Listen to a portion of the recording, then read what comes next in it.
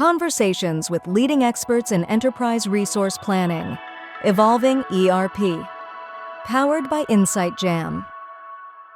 All right, welcome everybody to another episode of Evolving ERP. My name is Ryan Daly, your host for this evening, morning, or whenever you're listening to the show. It's evening for me. Glad to have you back.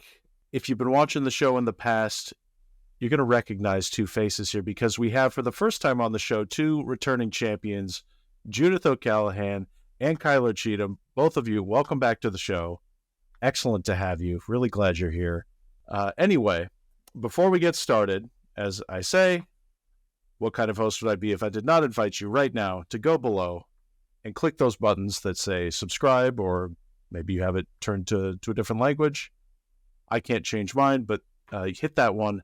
Hit the bell so that you know when the next Evolving ERP is hitting your inbox, or is that what they call it on YouTube? Inbox, next on, whatever. Whatever. It's got a blue dot next to it, and that looks fun. Go watch it. If you haven't seen it yet, you won't regret it. Because we were talking before the show, Judith and Kyler, and because you've both been on the show before, we won't go to the backstory. You can check out previous episodes. In fact, I will link to them. You can check out, well, let's see if I do this right. You can check out Kyler's and Judith's. And hopefully that worked. That's my first time trying that. But let's not waste any more time here. We were talking before the show, and Judith, I've heard you talk about this before, me being an ERP neophyte, phase 0. Can you give me the layman's answer? What is phase 0 in a nutshell, just to help me out and maybe anybody who's listening? That's a beautiful question, Ryan. So phase 0 is the preliminary steps that we undertake before setting up any transformation. So this is the baby steps, but very, very important things that you do to set up a transformation right, so that it's so in line with the topic. So many a times we focus on the what in setting up the transformation, and we don't focus on the why. And phase 0 helps us think about the what, the why, the when, and the how, and everything else. So this is one of the fundamental things, a very important phase of 12 weeks at a minimum, where we recommend clients focus on setting up transformations right. This is what I suspected, but I'm glad you can confirm my suspicions here. Yes, so it's the planning. It's where the battles are won and lost. They're not out there in the planning stage. Okay, I'm going to get out of your way because I think after that I'm going to be out of my depth and I might say something stupid. But I'll be back to bringing the show into a landing. But I'll get out of your way and listen to this wonderful ERP conversation that's about to happen. So Judith and Kyler, take it away. Yeah, you bet. Well, thanks, Ryan, for that intro. And thanks, Judith, for that great question. I always love how you make us feel so good when we ask you a question. You're always like, that was so gorgeous and beautiful. You're always so positive. And you're like, you know what? That was a beautiful question. And what a beautiful answer you had as well. I think it's almost like with phase 0, I see it almost as the insurance policy for your project. You know, it's really kind of listing all of the items that you need to ensure are in line. So I'm curious, in your expertise, because you've seen so many of these phase 0s done well, and a lot of times you've come into triage when they're not doing so well.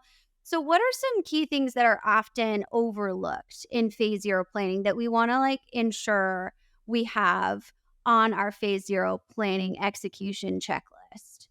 So this, first of all, is a very good way of starting the conversation, Kyler. And as always, you look lovely and you look amazing. So to start with phase 0, both of us are very passionate about this, right? Okay. So we want to set up transformations for success. And we as a world have seen many transformations going off track.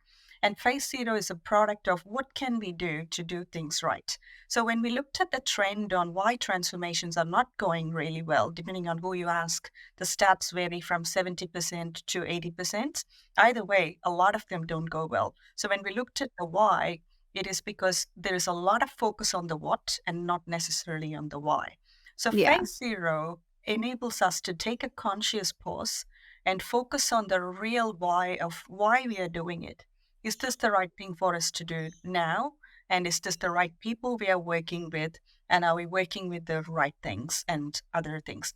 So among all the other things, the big why matters. And let's focus on the organization's big why on why we are doing it. And rest of the stuff is the standard checklist as you talk about. So for clients who have been on SAP for a very long time, and if you have chosen to go on Rise or any other platform, understand how much custom code you have, understand the state of your data, and Okay. understand the type of team you have and who you have to work with in the industry. Do all the planning. So both of us, you and me, love hiking. So this is about packing the backpack right and knowing the terrain before we take our kids on the hike. Very simple. So that's my way of summarizing what a phase zero is. And in terms of the checklist, understand your why. And the why depends on your organization, and it is you who determine it. Absolutely. And I love that answer. Specifically, kind of touching on one of the most complex environments you can have, which is an SAP environment. And I mean, let's be real, there's no out of the box SAP environment. They're all customized as they should be because they're for these large, global, complex organizations. And I think the big thing that I would drive home is it's fine if you don't know how much custom code you have. If you're not exactly sure, go find a specialist to come in and bring in and help you with your phase zero so that they really understand, like, how are we prepping for this? What are we looking at before you start that kind of current state assessment, so you have all of the details that you need. A lot of times these legacy systems have been in the environment for 30 years, so it totally makes sense that you might not really understand kind of what is under the hood. So that phase zero piece of that, what you really need to look at is, in my opinion, and I'd love to hear your thoughts on, who is on this team? Who do we need to involve in that why and in this planning project, specifically because a lot of times we still see these projects siloed to an IT department. And it's like, oh, IT will do the phase zero planning. And then all of a sudden we'll announce it to the rest of the business. And that's not phase zero planning, right? That's a department user group planning, sure. But that's not what you need to do as far as phase zero planning. I mean, what are your thoughts on that and involving full stakeholders within that phase of the project? So this is a beautiful thing you've touched on, right? So most of the times, when we looked at the past on why many transformations haven't addressed the mark, it is because it is treated as an IT project. Mhm. Mainly SAP stuff, they get shoved onto the IT department, and CIO somehow becomes the sponsor, and it's run like an IT project, and people treat it like an upgrade. But as we know, any ERP touches every aspect of the organizations, sometimes many different layers of your organization. For example, your vendors, your suppliers, and sometimes even suppliers of the suppliers. And most of us who have been in manufacturing industry know how important it is to make sure the downstream is totally involved, totally updated, and totally in tune. And again, it touches your customers and sometimes the customers of your customers. So the thing is, if you screw up, it is the customer's customer who is also getting the impact of it. As a result, your risk is quite high. So I'm not saying this to scare anyone, but any ERP program, understand that there is a lot more in play than IT. So once we understand that, what we would do is we naturally give it the right attention it needs. So Mhm. the best way to do it, if you can afford as an organization, have a leadership workshop, preferably an offsite or somewhere where the team can actually focus on what matters to the organization. So some of them who are undertaking this challenge or this activity have been in the business for 20, 30 years. So understand where your organization is going for the next 20 years. Who are you going to serve? And sometimes it may not be the you know same people we are serving. We may want to be serving some other stakeholder group or someone else. So understand it from an organization perspective. What we would recommend is definitely have a facilitator, an external facilitator who has run this many times to help you facilitate this workshop. And that is when you get the best outcome of it. So this is like, before you undertake a big hike, let's say you and I have decided to climb Mount Everest, we make sure we go to a hospital to make sure our everything we need is there, and we are vaccinated, Yeah. and we are Um, prepared for that journey. yeah. So it's not a one day activity. So it requires investment, it requires Okay. preparation. So once you're clear on the organization strategy, then work out who do you want to work with, what type of people. It is not the names on a page, it is the type of people you want to be working on the transformation. Some of them you may have in your team, that is fantastic. And sometimes many a times you have to partner with the right people, not necessarily one group, many groups. So, and make sure the doers and the assurance people are very different. People who are doing the doing, that is, who are working actively on the transformation, will be focused on the transformation and make sure there is enough coverage for them from assurance, from a legal perspective, and from all other things that happen around a transformation. So transformation is like having a baby, and it is raising, making sure the ecosystem is right to be able to do the transformation right. So start at the top, organization readiness, Yeah. then the team readiness, and then you move on to the technical readiness, wherein there are many methodologies that have been developed over time, and some of the good ones in phase zero focus on 5 different things, which is 5 different perspectives that gives you a scale on how big, small, wide, all the dimensions of your transformation, and Mhm. leave you with a very informed state if you choose to undertake it. Yeah.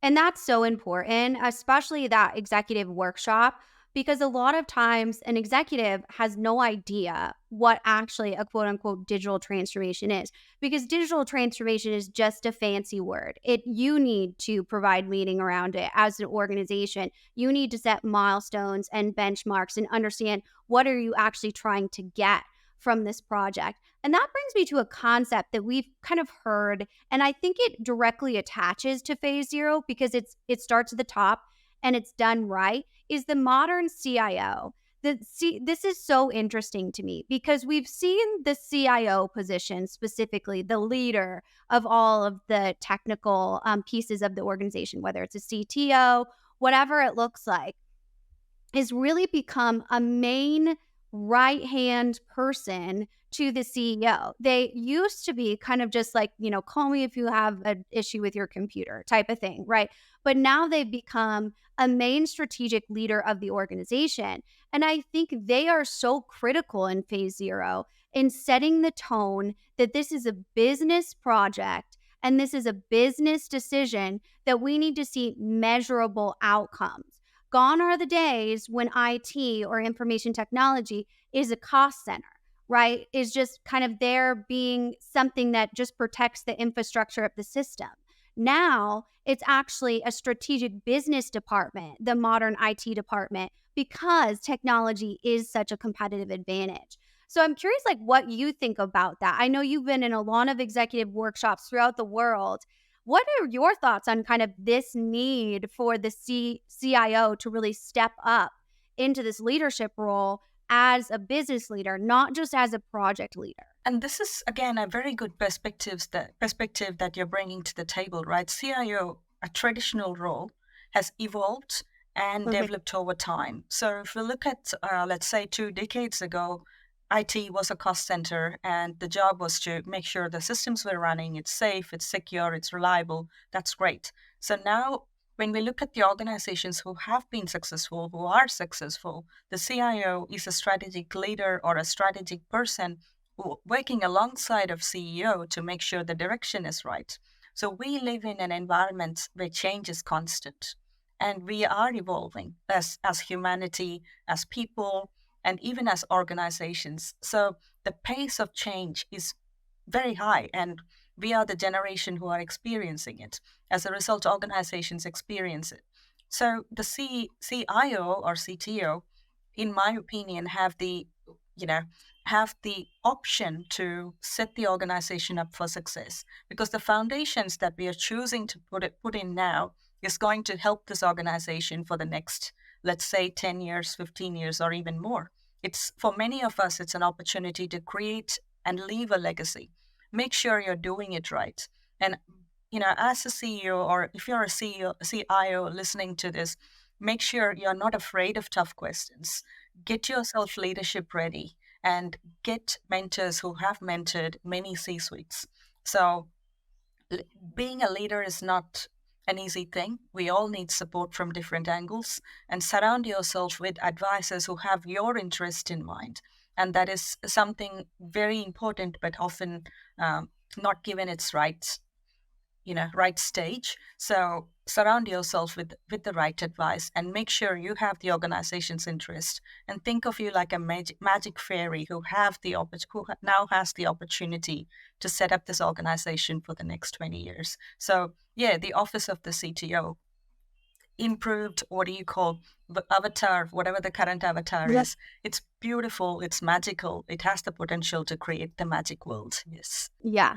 Yeah. Here, you are a magical fairy. You heard it from Judith yourself. That's absolutely what she should see herself as a CIO. That is perfect. And I love that you touch on the executives, specifically transformation coaches. I'm of the thought process that all executives should have coaches. It's just like a personal trainer or anything like that. You need to learn more and be a constant learner to refine those skills in service of your organization. But there are many people in our industry. If you don't know them, feel free to jump in our DMs on LinkedIn. We'll tell you who they are. But that you can call as a CIO to say, in the boardroom, you have to be, that leader that's saying everything's okay, we're all good. But then when you leave the boardroom, you kind of want to call someone and be like, I am freaking out right now. And that advisor allows you to kind of have that sounding board. They also have tons of experience around going through these. So I think that should be, a key piece of that phase zero coaching is that executive transformation coaching. I think that's critical. One thing, Judith, to kind of switch gears that I've been dying to ask you ever since, they nicely invited us friends to host this podcast, but we hear a lot about this term composable ERP or more modular based implementations. So we get this like kind of proof of concept in each department for our transformation. That helps us secure budget, that helps us kind of get out any kinks because we're only focusing on one area of the organization. But I'm curious, how do you, when an organization comes to you and it's like, hey, I'm thinking about doing this composable approach, what should my phase zero look like? And I'm kind of curious as to what you would say. So yeah, I had this discussion, I think it last 24 hours with another exec, and Oh, really? this is very timely, right? So a lot of Like us one are, run. yeah, we're on the money. And a lot of us are thinking about composable ERP, and thanks to Gartner, who have released I, a lot of articles recently on composable ERP. So my take on it is, if you're a future-ready organization, or rather an organization who lives in the future, this is a great concept for you to try on, because everyone has their freedom, and everyone is geographically scattered, and your organization can cope with multiple things. So what you're looking at is it's a beautiful carpet of ERPs who are capable of doing multiple functions but are working together.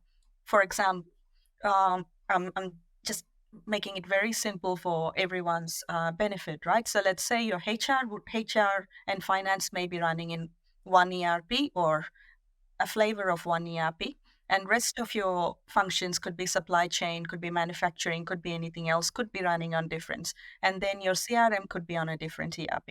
So what it is people will be trained on different systems, and your IT support or your core support would be in a position to handle multiple things. And also you'd be dealing with multiple vendors. And if you're set up for it, and if you can sustain that relationship for the next X number of years that you choose to operate this way, and your mindset is there, yeah, go for it. But on the other hand, if you're a very traditional organization who is working on a limited budget and a limited appetite to change, and your constraints with very different things. So it's like, if you have a change, you need to have five levels of it approving the change. It could be a supplier, it could be a vendor, and a supplier of your supplier, or a customer of your vendor, and all that complicated stuff. then stick to something simple, something very basic. Though that ERP that you choose may not have all the bells and whistles that everybody wants, it is capable of doing what it is doing, that is keeping your organization running. Yes, the composable ERP is a very good idea. And in 15 years later, Kyler, when you and I are chatting, we'd be probably talking about, hey, why not we go for composable ERP and why not we try that out? That might be a great idea. But right now, with the complexities that is going on, if your organization is futuristic, go for it. Try the composable ERP. The ultimate compromise that we talk about behind the scenes is the power of microservices.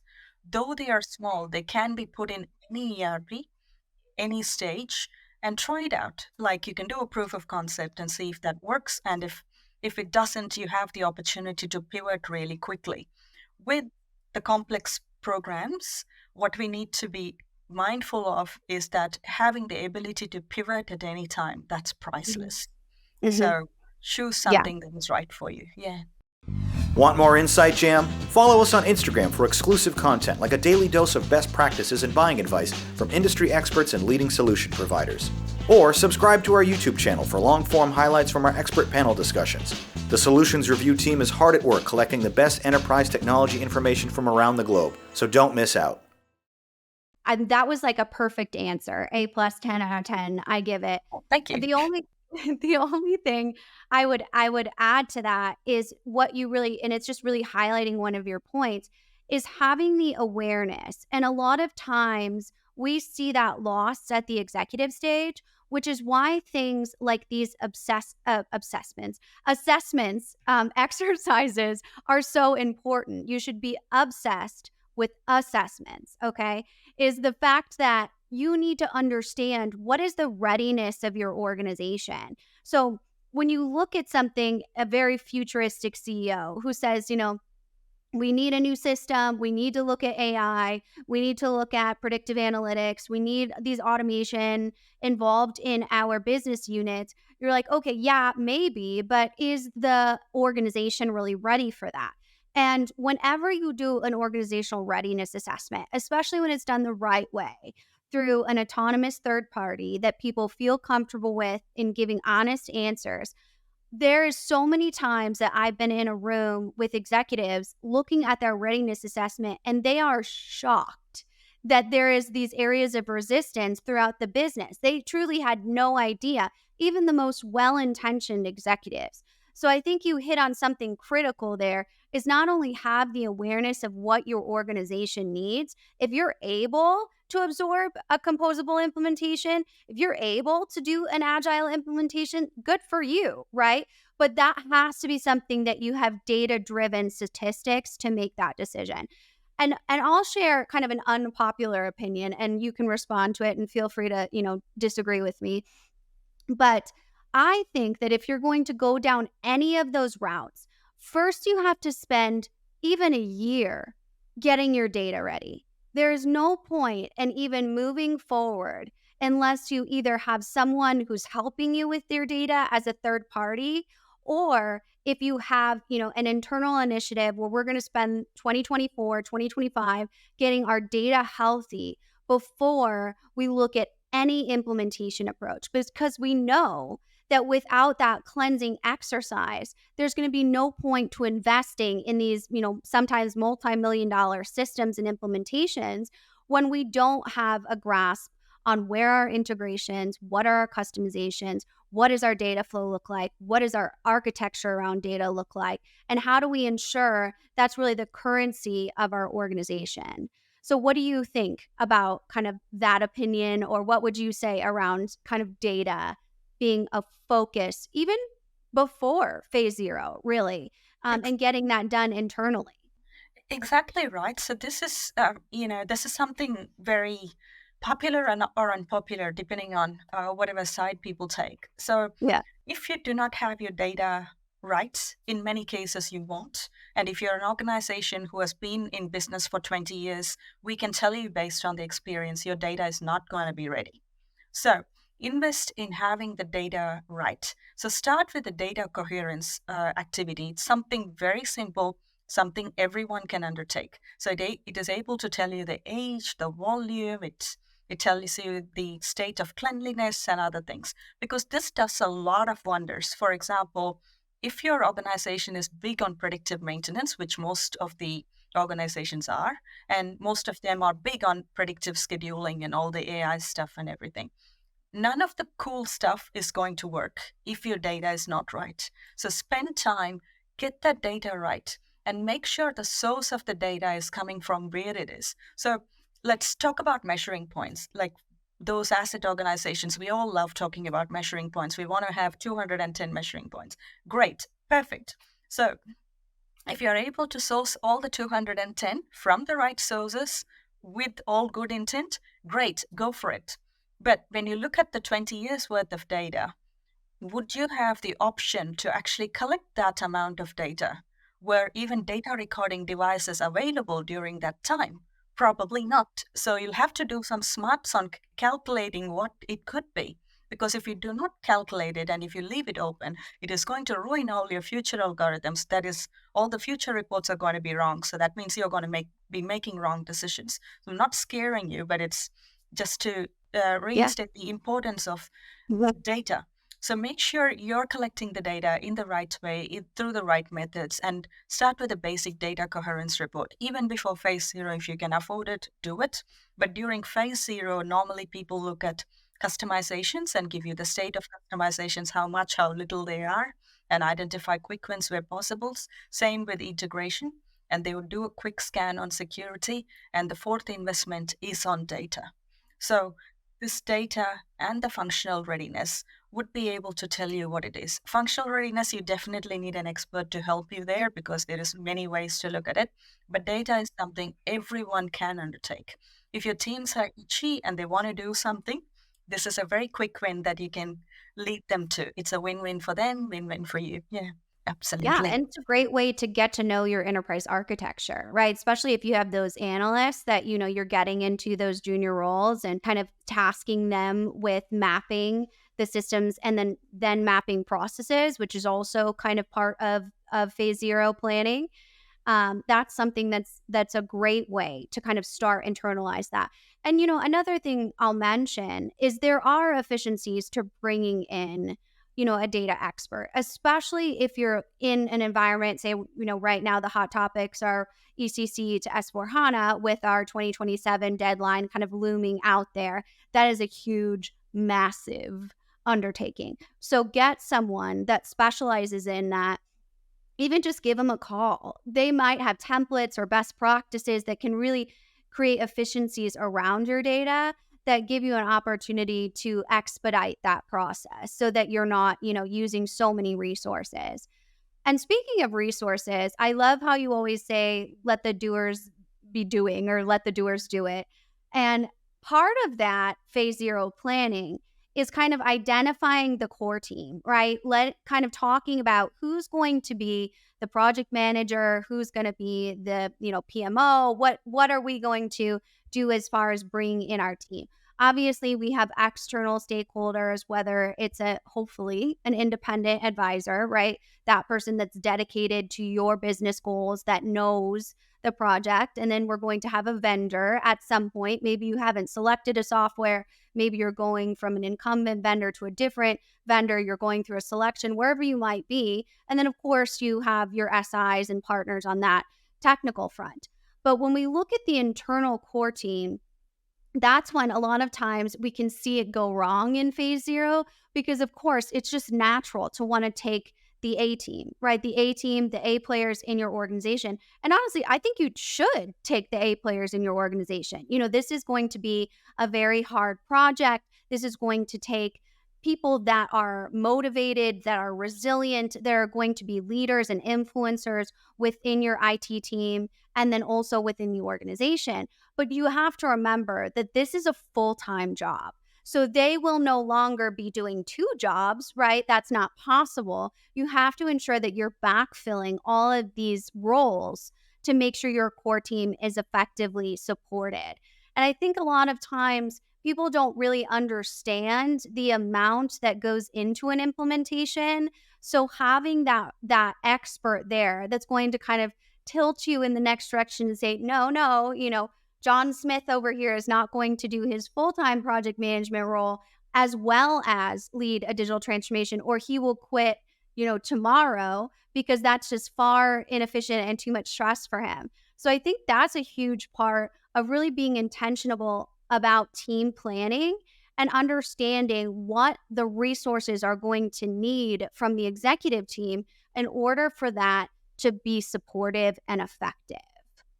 And this is, again, a good point, isn't it? Like a highly misunderstood, but a very important point. A lot of people, when we look at a lot of transformations that have failed, and this is one of the key contributors and a contributor for burnout and other psychological conditions as well, like change fatigue and so many things that we talk about.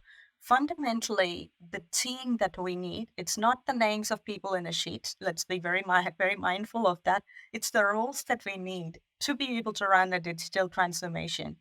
It is a dedicated job. It's a dedicated thing. So it's 110% or 150% the person needs to be available for the digital transformation. This is what they'll be living and breathing on for the duration of the transformation. So that means physically a person will not have the capacity or the mental ability to do two jobs. So we've seen many transformations led by, let's say, a CFO who is also leading a transformation.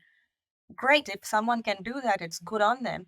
But mostly we would find that at some point this person would have quit or migrated or sadly delegated to the wrong people. So that is something that it's a debt for the organization that is going to last for a very long time. So what happens in this case is when you do not have the right people in there, is the quality of the decisions that is being made is going to be diluted. As a result, the results that your organization needs from that transformation may not be achieved or will not be achieved. So be mindful on who you're having in the team. And also on the flip side, this is a beautiful opportunity for the two ICs to step up.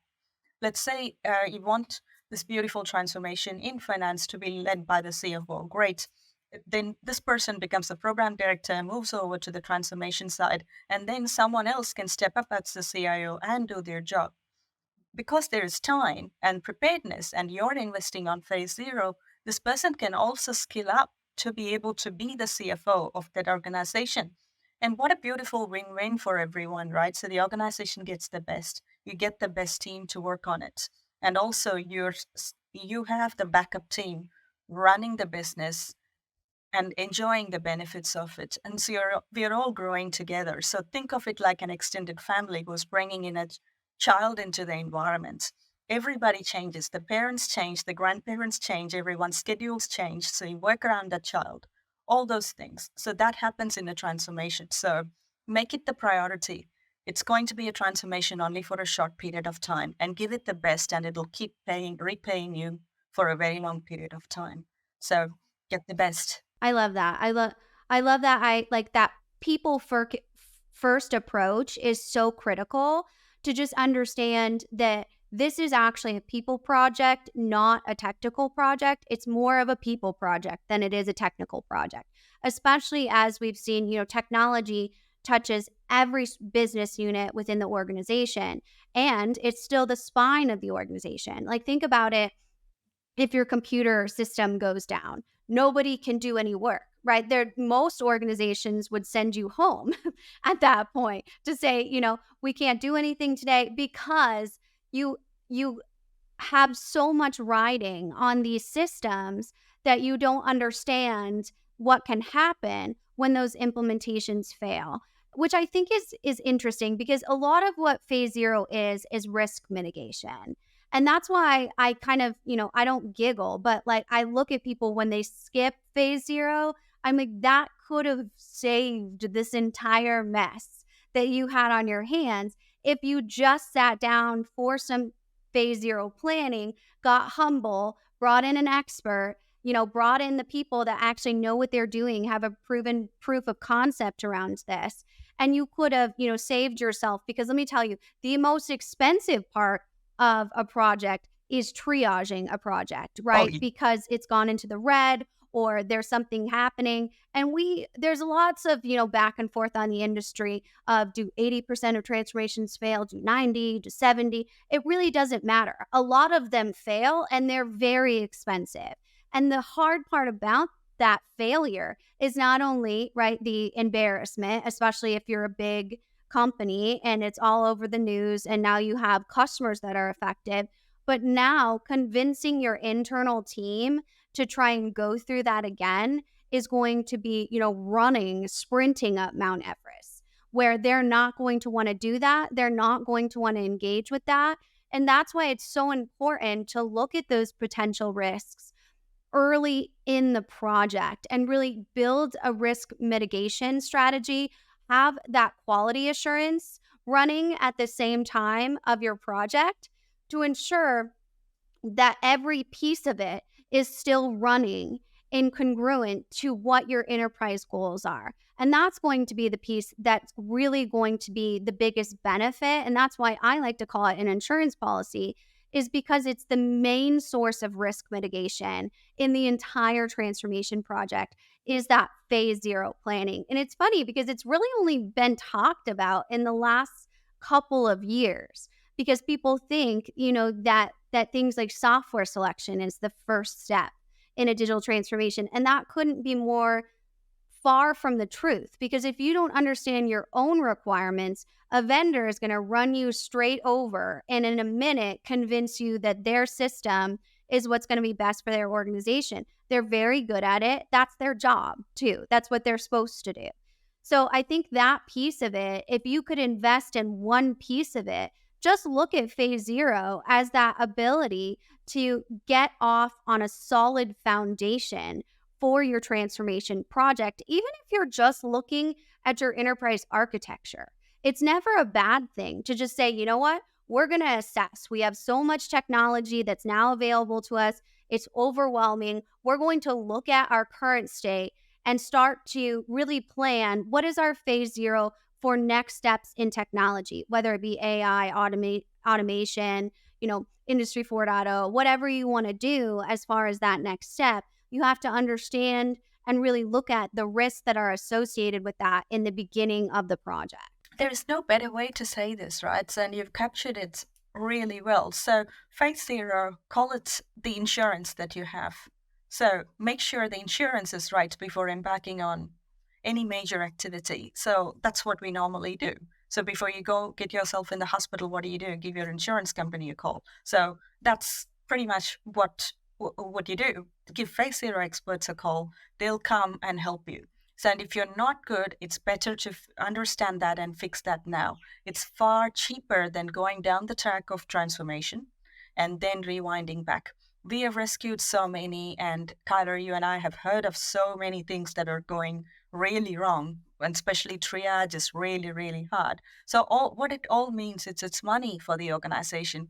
Triage means money, litigation is money, escalation management is money. So set those phase zero things up right, and also have a very good assurance and an escalation management plan. So people think escalation is when things go wrong, but this is when, this is being prepared for what to do when things do not go right. So when you have those indicators, let the escalation managers handle it. So they would have the relationships, they would know who to speak to make sure you get on with what you do, which is getting the digital transformation right. Focus on the right things. So anything that is not aiding to your digital transformation during your period of digital transformation, see that as a distraction. So if you believe you're going to handle all the escalations, all the legal stuff and everything else around it while running a digital transformation, this is just taking energy away from the most important thing. Make sure your energy is focused on the digital transformation and it is running right, and you have the assurance as part of the digital transformation team, and ensure it is happening the way it should, and you get your results.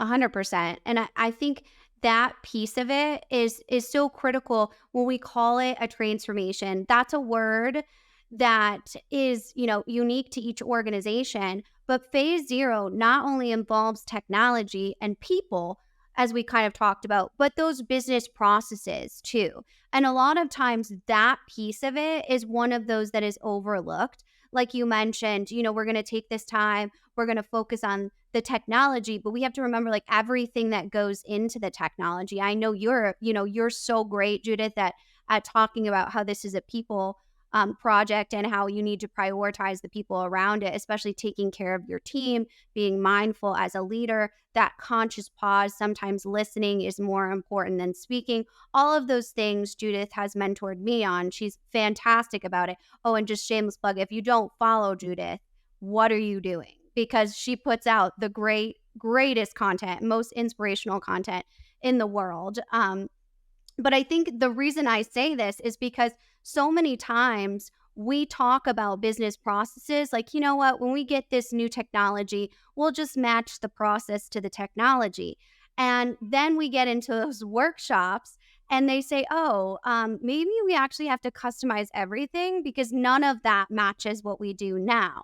So mapping out those processes in the phase 0 planning, you don't have to keep them the same, but you have to know what they are. So you don't just decide 6 people in a workshop that, we'll just completely redo how accounting does everything. And we'll just let them know via an email. That's not going to work because, Susan from accounting has had her spreadsheet for 30 years. And if you don't treat her and give her that validation, this spreadsheet has actually run this entire department for 30 years. So you know what, Susan, we might actually invite you to that workshop because obviously you have a lot of insights that could work to not only develop this process, but then also change into a change agent, right? An influencer for that department because of the tenure and the understanding that you have here. So I think there's a level in which you kind of have to almost set the technology aside for a minute and do kind of an exploratory session and workshop of what are people feeling? What are they thinking? What's their appetite around this? And what are our business processes look like today? Map them out, look at them, and see how they could be influenced by a technology, but the technology should not drive the process. And again, it's like people, process, and technology, right? So it's been there in every book. I'm a big fan of this Good to Great, and this this author talks about how important people are. Like organizations who survive because of people, not because of processes, not because of technology. So that's the baseline. So make sure your people are taken care and your people are right, and then make sure your processes are right. So it's like most of the processes, let's say, are 30, 40 years old. Like a classic one that one of our colleagues, Wayne, and I were involved, and we all know Wayne Holtham. So he is one of those. Again, what are you doing? No, but yeah, again, one person to follow, and he is a model on change. So again, we were involved, and we were doing a workshop, and where people understood that asset evaluation is something very, very simple. So somebody runs a report, and then the data goes in there. So, but we were searching for $1 billion, so it cannot be that simple. So there is a lot more involved. And then we found out that there is a miracle spreadsheet with a password, which with a password locked, and it's been running for 17 years with the same formula or same macro. That was doing the asset evaluation, not any algorithm, not any sophisticated algorithm. So anyway, we brought in that person, and then we worked that through. We found a lot of money in the process, but the bonus was we found out what should be the process for asset reevaluation. So this is something that reiterates what we believe in, that is people, process, and technology. Get the fundamentals right and empower people at the right way to make that decision. So we are all programmed to think that the technology knows more. So let's go back to the basics. It's not, it's the other way. Technology is a tool in your tool set. So if the right people are not using the right tools, you're going to get the wrong product. So let's get the fundamentals right. 100%. And if you don't know what you don't know, that's the thing that, like, if you could take nothing away from this episode, just know that it's okay to have no idea how to do a digital transformation. Most people don't, right? We talk to some of the the absolute pioneers in this industry. And they have, I think the top I've ever heard was 30 SAP S/4HANA implementations under their belt. And that is over, a huge career.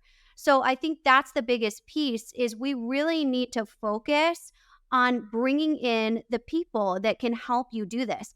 I think phase 0 too is a great opportunity for you to kind of try out some of those consultants, right? Give them projects, come in and see, let your phase 0 team kind of help you interview that next step for that implementation consultant because they have the industry know-how. They're that advisor coach and hopefully, right, they're agnostic and independent and they're just dedicated to your goals.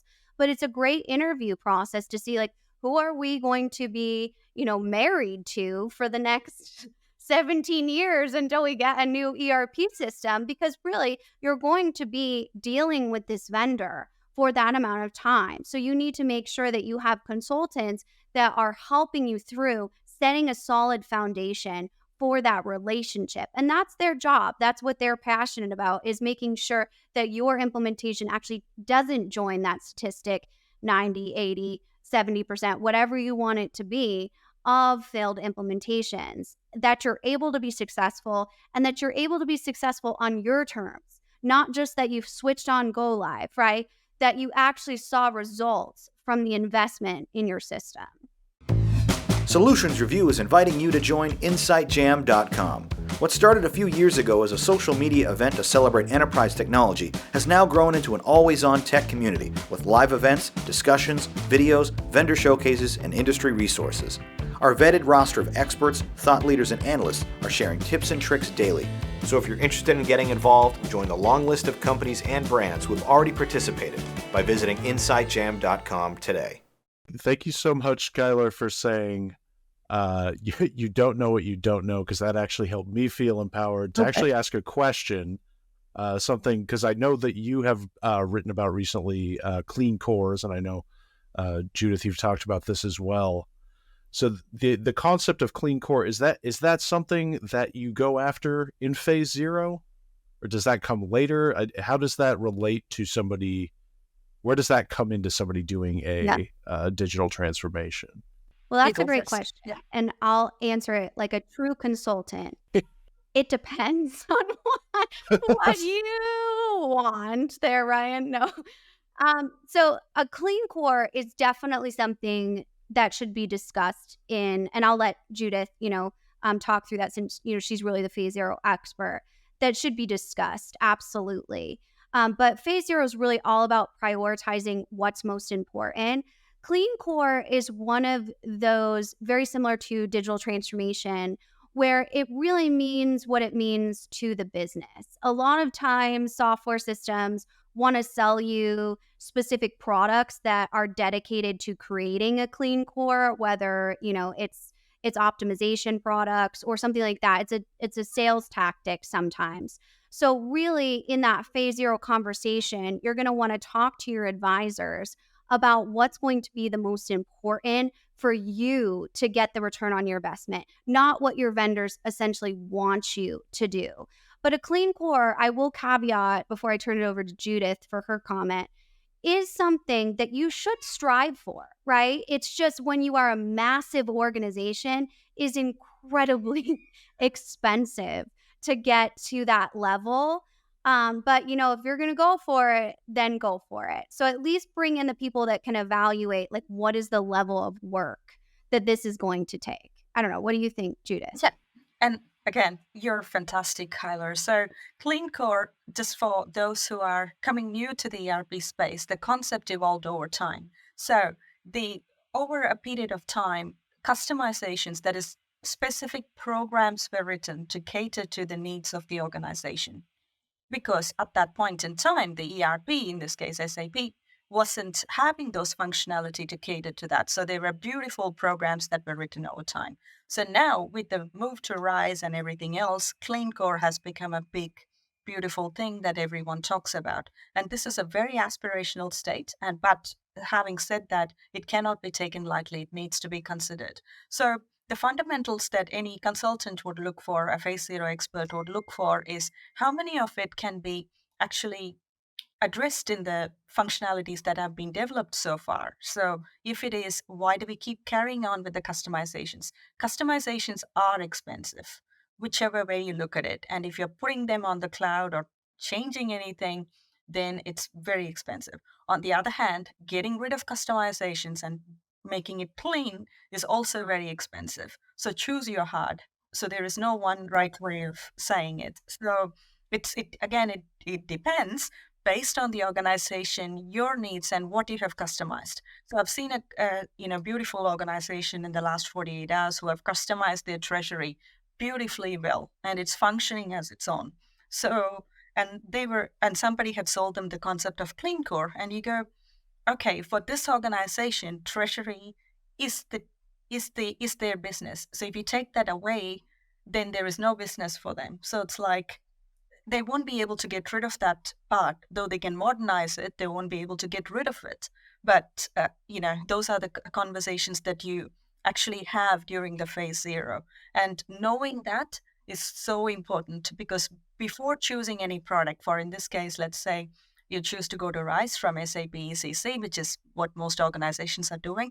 There are 4 pathways we can do it. So which pathway would work best? And again, it's all about which ones are you taking with you, which ones are you dropping, and which ones are you operating as a hybrid, all those conversations. So again, it all empower yourself, invest, and again, discuss all these questions like clean core, BTP, and all this good stuff, which is all beautiful. Yeah, absolutely. And I will say, just to comment, one of the top SAP consultants, I worship her in our space, said the other day on that post I put up that she follows the 90-10 rule, which in SAP is just like wild. But again, if I had an SAP project that I needed help with, she would be the first person I would call. So I think it is evolving. So it's very interesting to look at how it is, especially during this unprecedented time of kind of pressure of what are you going to do with your ECC environment?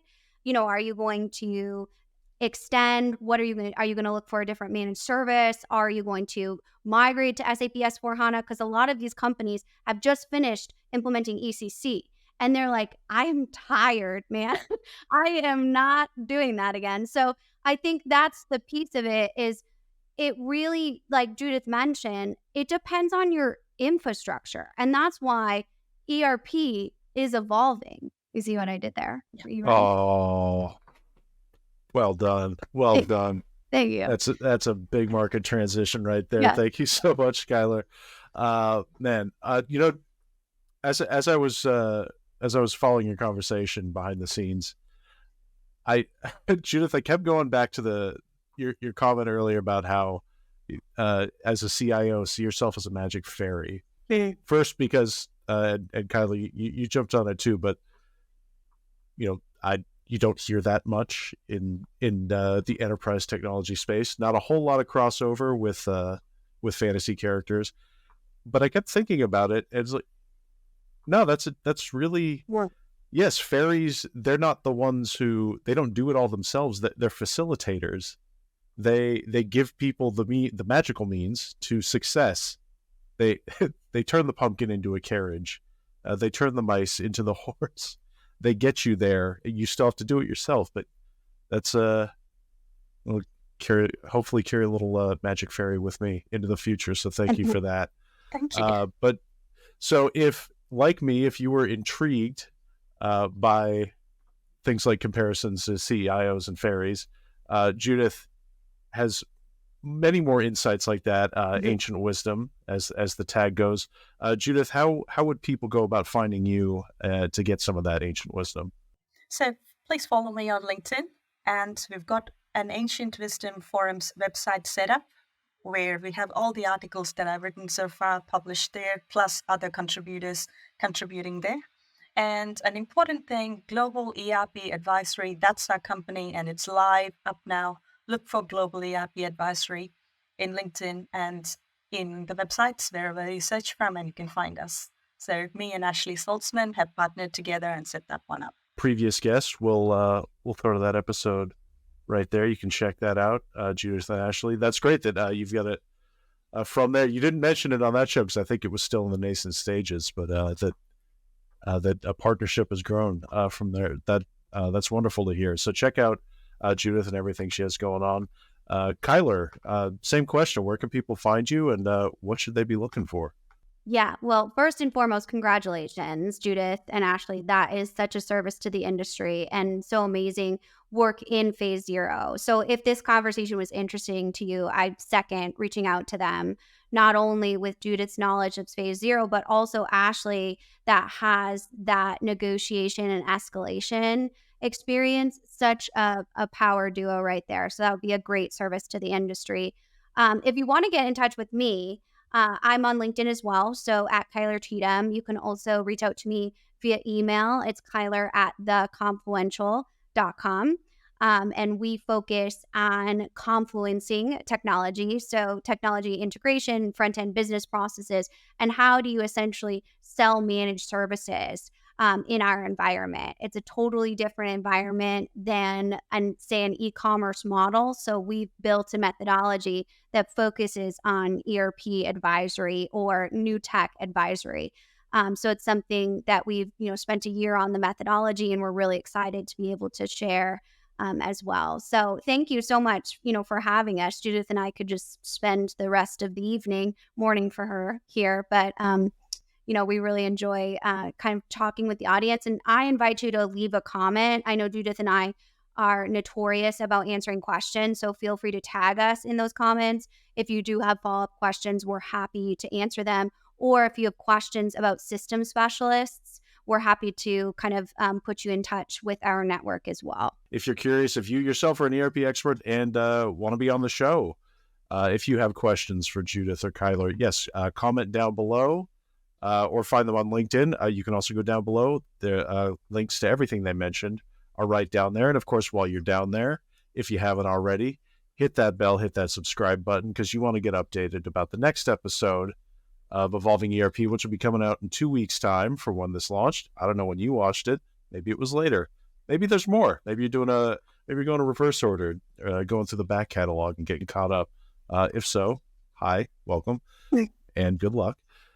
But until then, I've been Ryan Daly, Judith O'Callahan, Kyler Cheatham. Thank you so much for coming on Evolving ERP. And we'll see you again in 2 weeks.